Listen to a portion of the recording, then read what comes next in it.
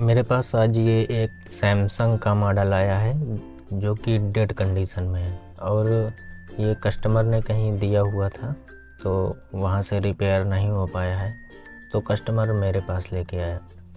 तो आज मैं इसको रिपेयर तो करूँगा ही, लाइव रिपेयर करूँगा, लेकिन साथ ही मैं आपको स्टेप भी बताता चलूँगा कि अगर कभी आपके पास कोई ऐसा मोबाइल आए जो कि डेड हो तो उसको कैसे ट्रेस करेंगे और कैसे रिपेयर करेंगे।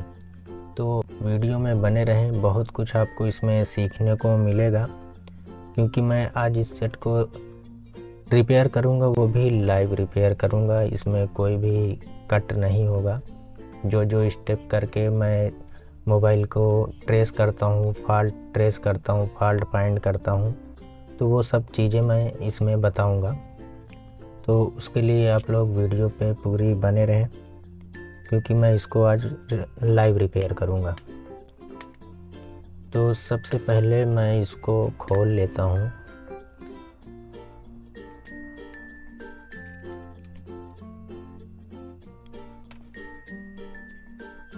इसको खोल के मदरबोर्ड में बाहर करता हूँ।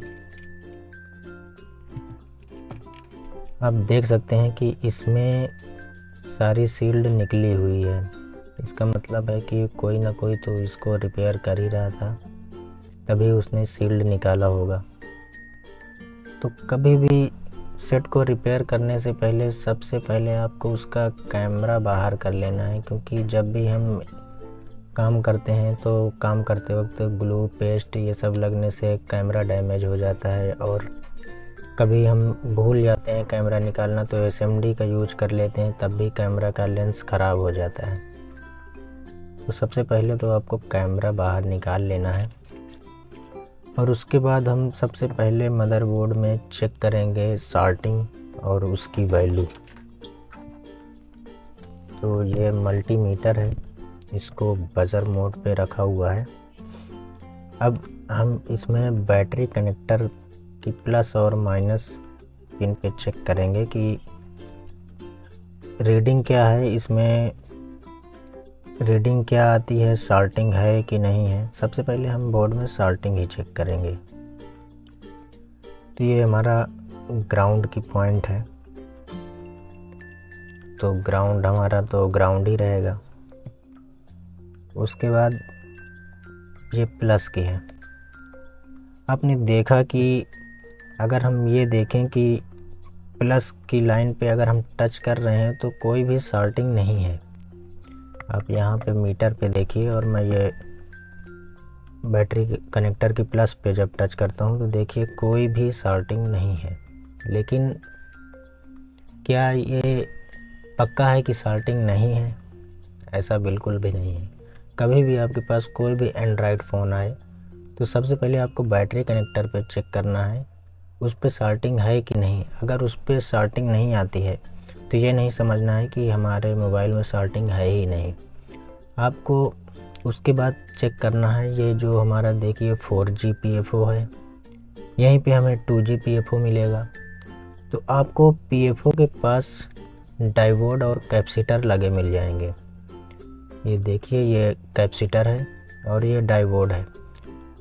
यहाँ पे हमारी वीबैट की लाइन आती है, जो कि बैटरी कनेक्टर के प्लस पे वीबैट की लाइन आती है। लेकिन जो हमारी नेटवर्क आईसी होती हैं वहाँ पे हमें वीपीएच की लाइन मिलती है। तो ज़्यादातर जो हमारी शार्टिंग होती है वो वीपीएच की लाइन से होती है।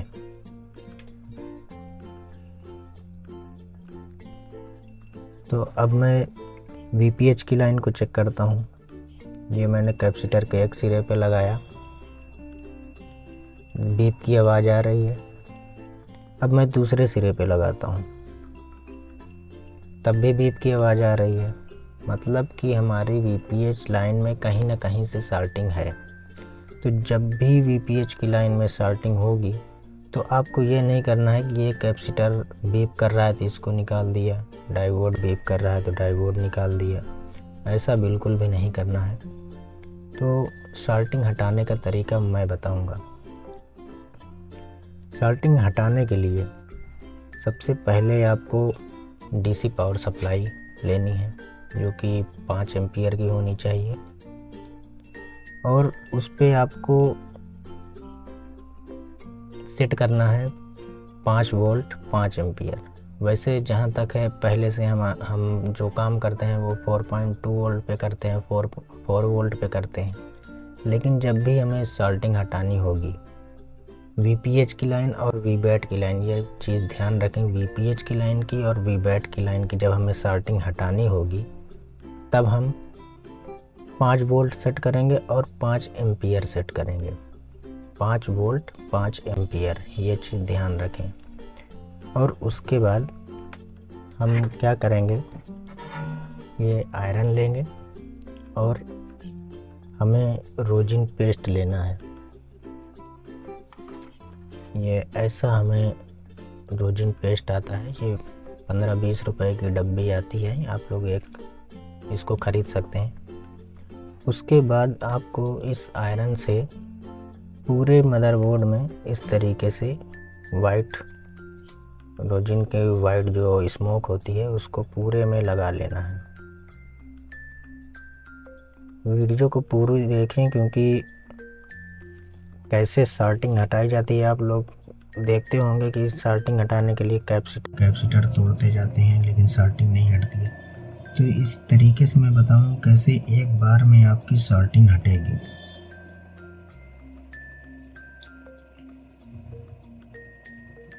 मैंने एक साइड लगा लिया है, अब इसके दूसरे सिरे पे भी हम रोजिन लगाएंगे,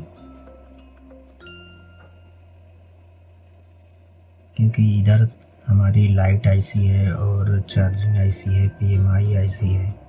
तो जहाँ जहाँ भी हमारी VPH की लाइन जाती है तो सॉल्टिंग वहाँ से हो सकती है। तो पूरे में मैं रोजिन पेस्ट अप्लाई करूँगा।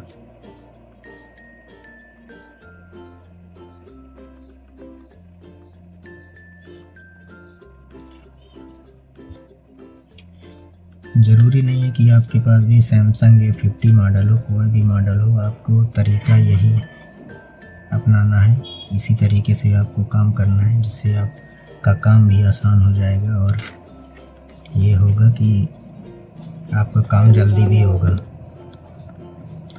तो मैं DC पावर सप्लाई मैंने लगा लिया है। ये एक प्लस की पिन है और ये माइनस की पिन है। तो माइनस को मैं इस सिम ट्रे में फंसा लेता हूँ।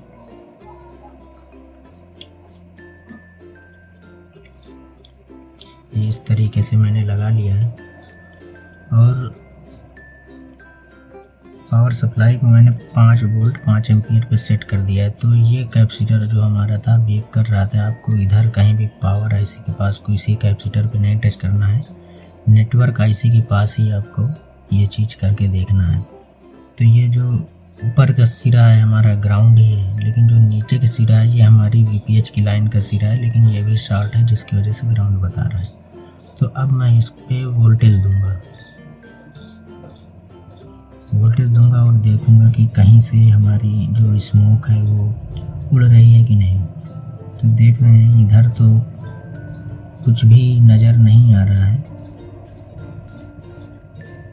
लेकिन अब मैं मदरबोर्ड को पलटूंगा तो ये देख सकते हैं कि हमारी जो इधर PMI आईसी है, इधर पूरा स्मोक हमारा पिघल चुका है, लेकिन पक्का नहीं कि हमारी PMI आईसी ख़राब है। तो एक बार मैं फिर से रोजिन इधर अप्लाई करूँगा और देखूँगा कि क्या सच में PMI आईसी ही हीट हो रही है या कोई और कैपेसिटर हीट हो रहा है। तो मैं फिर से वही काम करता हूँ। ये मैंने कैपेसिटर पर लगाया और इधर देख सकते हैं ये हमारा जो कैपेसिटर है, आपको शायद ठीक से ना दिखे, जो ये वाला हमारा कैपेसिटर था, ये कैपेसिटर हमारा हीट हो रहा था। तो अब मैं इसको निकाल दूंगा आयरन से, बिल्कुल सफाई से इसको निकालना है।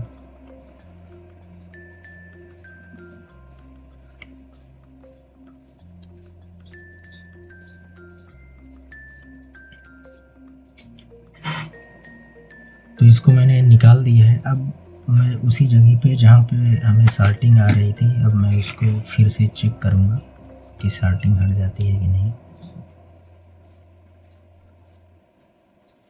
तो देख सकते हैं जहाँ पे हमें बीप की आवाज़ मिल रही थी वहाँ पे अब हमें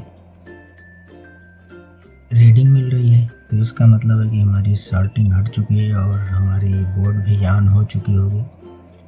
अगर हमारी बैटरी चार्ज होगी तो शायद है कि सेट ऑन हो जाए, नहीं तो हमें बैटरी को चार्ज करना पड़ेगा।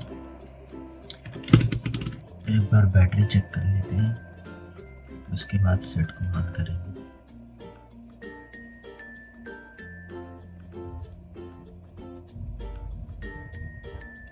शार्टिंग की वजह से बैटरी 0 हो गई है। फिर भी हम इसको एक बार पैक करेंगे और चार्जिंग लगा के चेक करेंगे।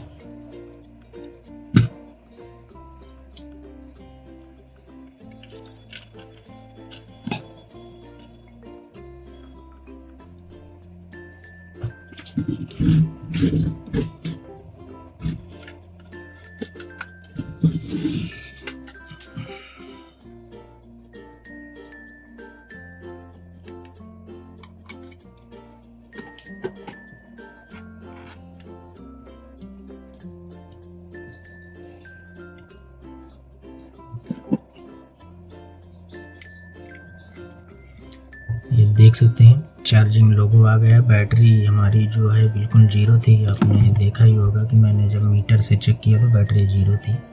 तो इसको उठाने में टाइम लगेगा, ये 5-10 मिनट बाद ये कुछ परसेंटेज जब आएगा तब चार्ज हो जाएगी।